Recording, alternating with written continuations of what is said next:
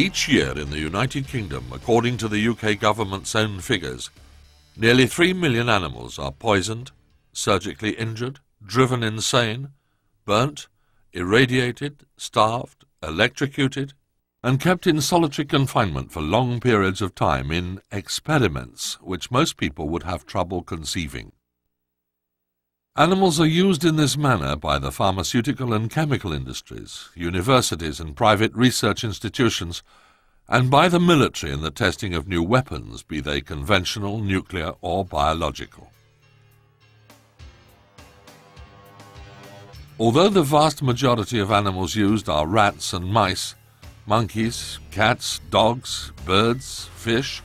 horses, farm animals and many other species are routinely used. This is the secret world of vivisection, a term which literally means the cutting of live animals, but which today generally applies to all experiments on living animals.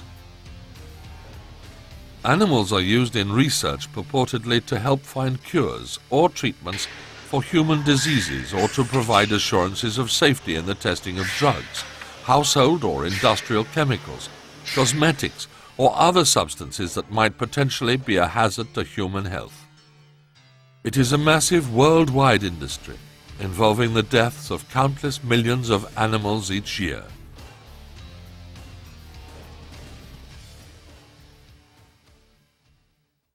The fundamental stance against vivisection by many people is simple: that it is morally wrong